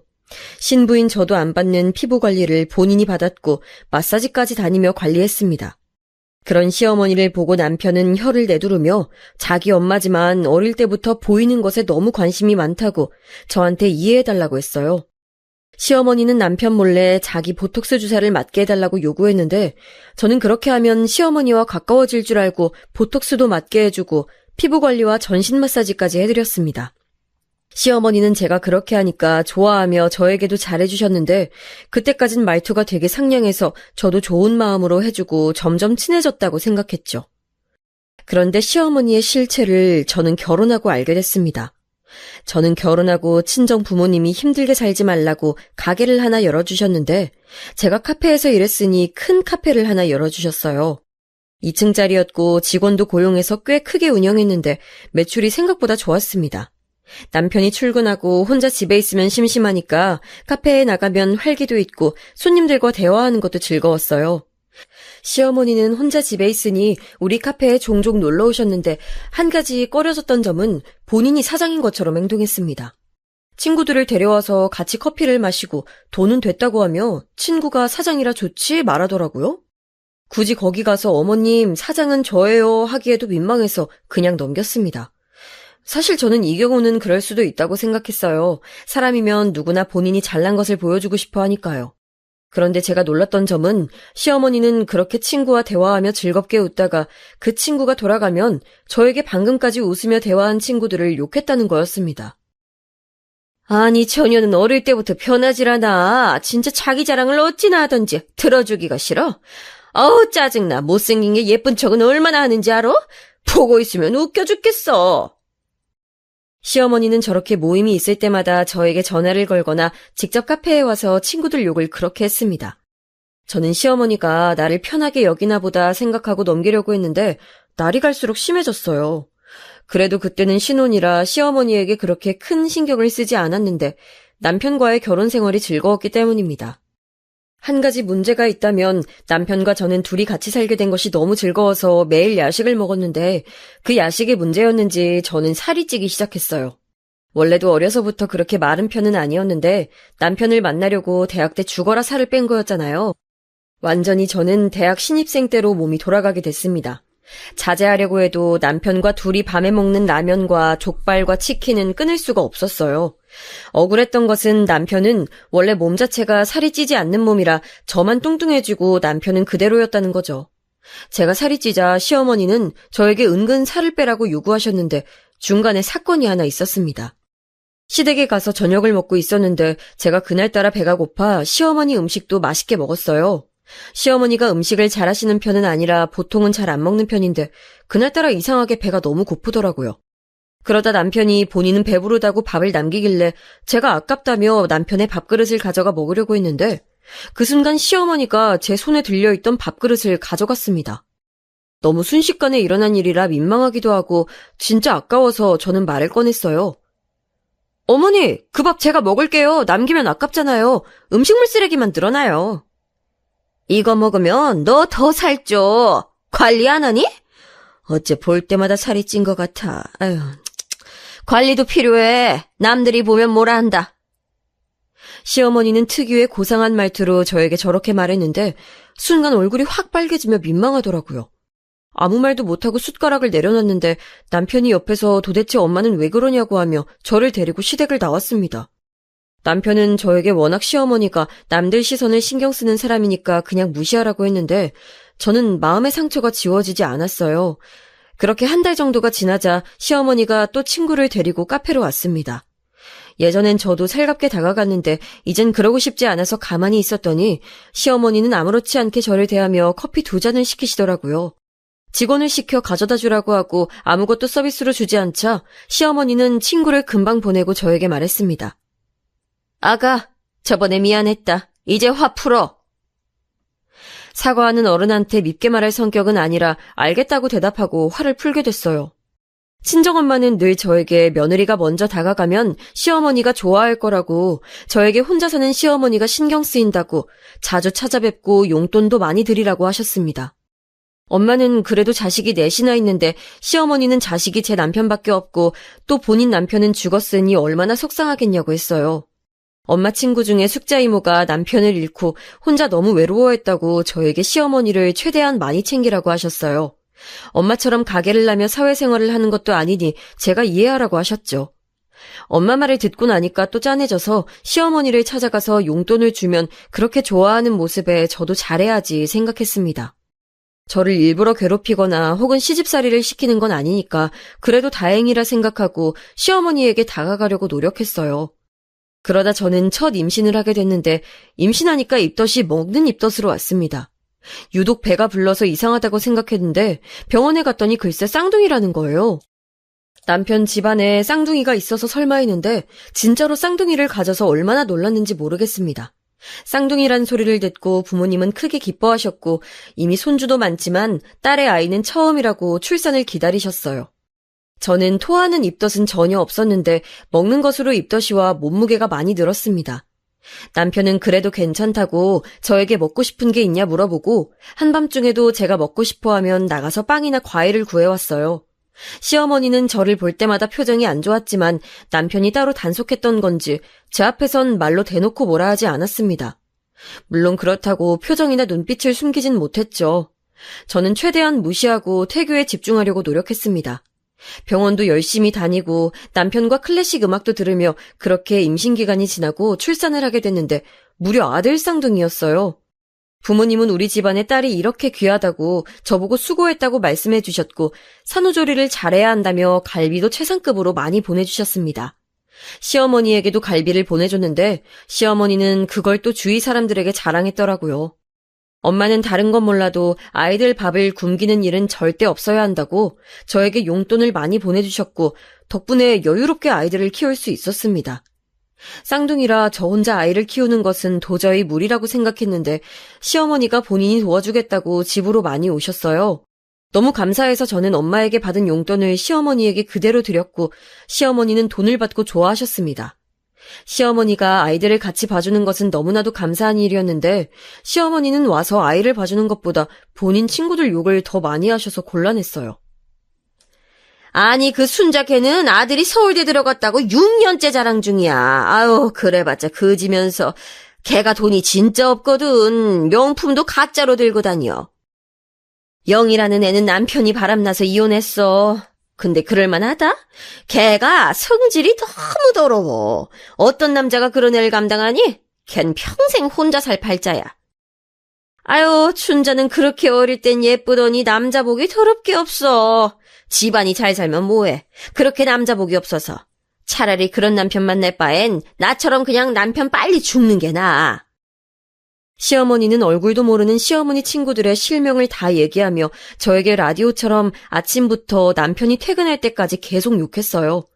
저는 안 그래도 쌍둥이를 돌보느라 힘든데 시어머니가 아이들을 보는 신용만 하고 자기 친구들을 욕하니 나중에는 그냥 우리 집에 오지 말았으면 싶었습니다. 그래서 남편을 시켜 육아 도우미를 고용했으니 시어머니가 그만 오셔도 된다고 했더니 또 뭐에 감정이 상했는지 한동안 우리 부부와 얘기하지도 않았어요. 제가 걱정돼서 남편에게 말하면 저러다 풀리니까 지금을 즐기라고 했는데 그래도 어른이니까 먼저 연락했더니 시어머니는 알겠다고 하고 또 그렇게 춘자와 영희 아주머니를 욕하기 시작했습니다.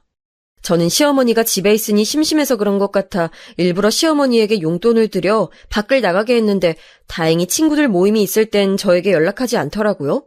어쩌다 우연히 아이들을 데리고 집 주변 백화점에 갔다가 시어머니를 본 적이 있습니다.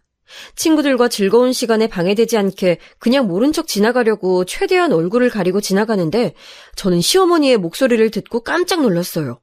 어찌나 교양 있게 말하던지 제가 준 돈으로 산 진주 목걸이를 걸고 호호 웃으며 친구들과 얘기하는 모습을 보고 웃겼습니다. 그런데 저는 시어머니가 그렇게 웃으며 대화하는 사람이 바로 춘자와 영희라는 것을 알고 너무 놀랐어요. 예, 춘자야. 영희가 아까 한 말 못 들었어? 시어머니는 특유의 상냥한 목소리로 친구들에게 말했는데 저한테 그렇게 매일 못년 저년하며 쌍욕을 하더니 앞에서는 세상 사람 좋은 척을 하더라고요. 사람이 어떻게 저럴 수가 있는지 제 상식으로는 이해하지 못했습니다. 그래도 친구들과 만나면 저에게 연락하지 않으니 일부러 돈을 많이 주고 연락을 피하는 날이 늘어났어요. 시어머니는 모임이 끝나면 전화해서 친구들 욕을 했는데 아이를 보느라 바빴다고 연락을 피해도 매번 전화해서 저를 괴롭게 만들었습니다. 그래도 최대한 남편과 두 아들에게 집중하며 친정에도 놀러가고 대학 동기들을 만나며 시간을 보냈어요. 아이들이 커서 어느새 3살이 되었고 저는 카페를 접게 됐습니다. 육아하며 카페 한다는 게 쉽지 않아 내린 결정이었어요. 그래서 집에 있게 됐는데 제가 집에 있으니까 시어머니는 시도 때도 없이 찾아왔습니다. 저는 성격이 내성적이지 않고 사람 만나는 것을 좋아해서 주변에서 시어머니가 그렇게 찾아오면 어떡하냐고 걱정해도 최대한 긍정적으로 생각했어요. 그런데 시어머니는 역시나 우리 집을 찾아와서 친구들 욕을 하고 제가 일부러 밖에 나가자고 하면 또 괜찮다고 둘러댔습니다. 제 착각일 수도 있는데 아마 남들 시선을 신경 쓰는 시어머니 특성상 제가 통통하고 못생겼으니 같이 나가기 싫은 것 같았어요. 예전에는 저를 데리고 친구들 모임에도 간 적이 있는데 확실히 신혼 때 살이 찌고 나서는 저를 데리고 어딜 가지를 않았습니다. 시어머니 반응도 상처고 저도 몸이 무거워서 다이어트 시도를 많이 했는데 확실히 어렸을 때 안 먹으며 뺐던 것처럼 다이어트가 쉽게 되지 않았어요. 육아가 일보다 힘든 거 아시죠? 아무리 먹지 않아야 살이 찌지 않는다는 것을 머리로는 알아도 힘든 육아를 끝내고 남편과 밤에 맥주와 안주를 먹는 것을 포기하긴 힘들었습니다. 독하게 마음을 먹고 일주일 동안은 두유를 먹으며 3kg를 빼고 다음 주에 바로 다시 폭식하고 이런 과정이 반복되니 몸은 요요 현상으로 쉽게 빠지지도 않는 몸이 됐어요.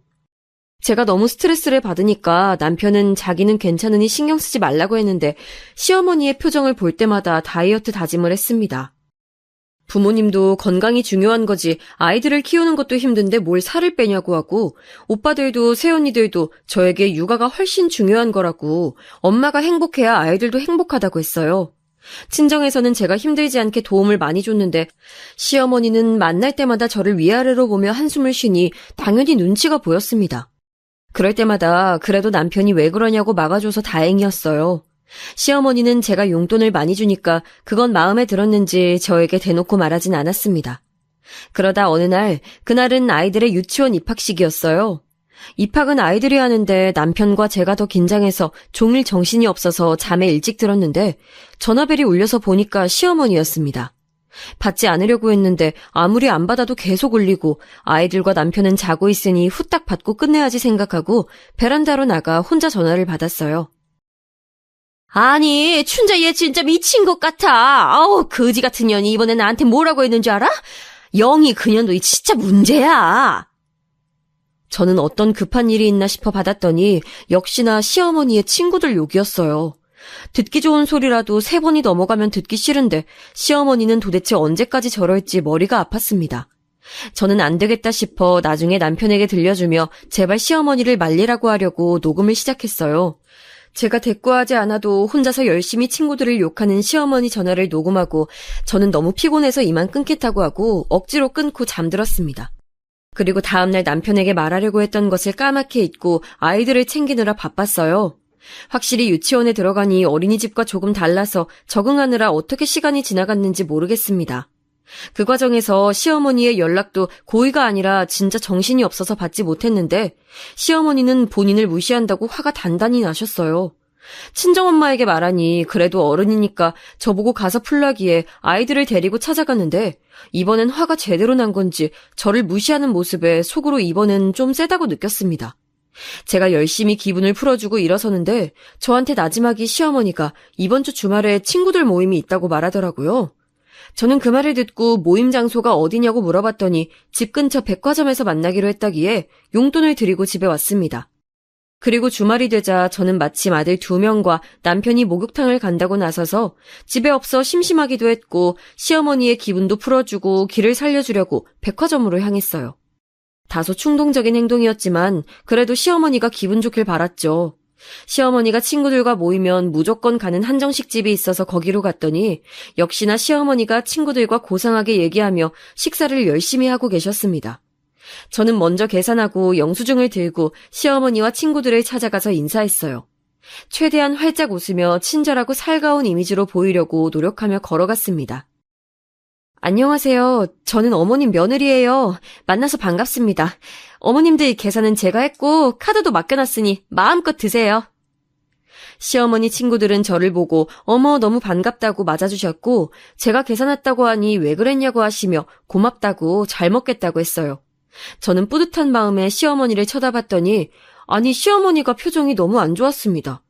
급하게 저를 데리고 가게 밖으로 나간 시어머니는 저에게 왜 왔냐고 하더라고요. 저는 황당해서 그냥 어머님 길을 살려주려고 일부러 그런 거라고 했더니 시어머니는 팔짱을 끼고 저를 위아래로 훑더니 말했습니다. 너같이 못생기고 뚱뚱한 며느리가 오면 내가 쪽팔리지. 내 생각은 한 거니? 아유. 저는 시어머니의 말을 듣고 머릿속에서 퓨즈가 끊기는 기분이 들었어요. 그동안 열심히 용돈도 주고 길을 살려준다는 명목하에 남편과 선물도 몇 번이나 했는데 거기에 고마워하지는 않고 이렇게 저를 세워놓고 대놓고 무안을 주다니요. 남들한테 어떻게 보이는지가 그렇게 중요한 건지 제 머리로는 도저히 이해하지 못했습니다. 그 순간이었어요. 갑자기 머릿속에 번뜩 생각이 들어 그런 시어머니를 두고 혼자 한정식집으로 들어갔습니다. 제가 우적우적 걸어가자 시어머니는 얘 어디가 하며 쫓아왔는데 저는 그런 시어머니를 무시하고 시어머니의 친구들이 앉아있는 테이블로 가서 제가 가지고 있는 통화 녹음을 틀었어요. 남편에게 들려주려고 녹음했던 건데 이렇게 쓰일 줄은 전혀 몰랐습니다. 그 녹음에는 못년, 저년, 거지 같은 년 등 친구들의 욕을 포함해서 친구들의 부모님, 자식들, 남편의 욕이 가득했어요.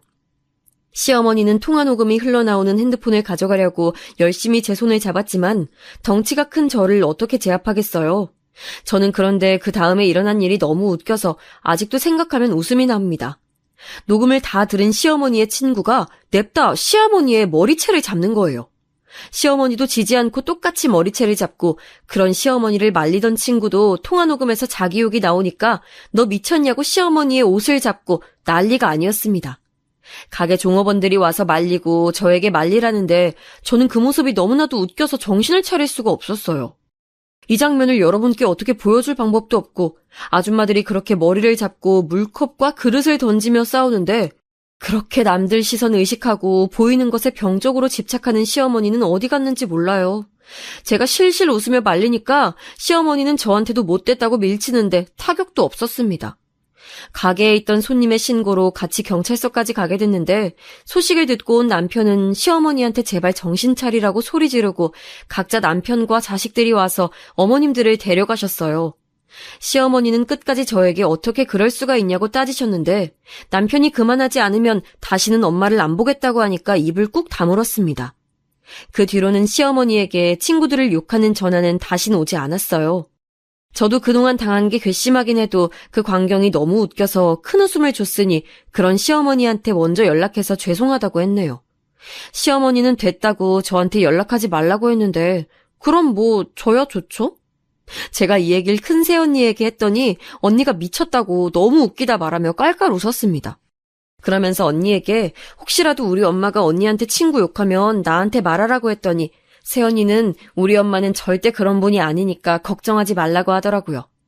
그렇게 엽기적인 시어머니의 남험담은 막을 내렸고 더 웃겼던 것은 시어머니의 험담 전화가 오지 않으니 남편도 너무 좋아했습니다. 남편은 시어머니가 다른 건 다 좋은데 남들 시선을 너무 많이 챙기는 것을 심히 싫어해서 저한테 잘했다고 하더라고요. 그래서 지금은 시어머니와 명절이나 생일 때만 간간히 연락하고 지내고 있습니다. 저도 아들 쌍둥이를 키우느라 정신이 없어서 연락을 더 못하기도 했고요. 제 사연은 여기까지입니다. 남편과 제보하기 전에 우리끼리 말했는데 말하다가도 둘이 너무 웃겨서 웃음을 참지 못했어요. 시어머니는 본인이 그렇게 욕한 것을 그대로 돌려받을지 꿈에도 몰랐을 테죠? 어찌됐든 결과는 해피엔딩입니다. 제 사연 들어주신 여러분들 진심으로 감사드리고 남 험담은 우리 하지 않기로 해요. 그렇게 남을 욕하고 다니면 다 본인에게 돌아오더라고요. 남편과 저도 이 사건으로 인해 더욱 말을 조심하게 됐답니다. 여러분, 그럼 건강하시고 행복하세요.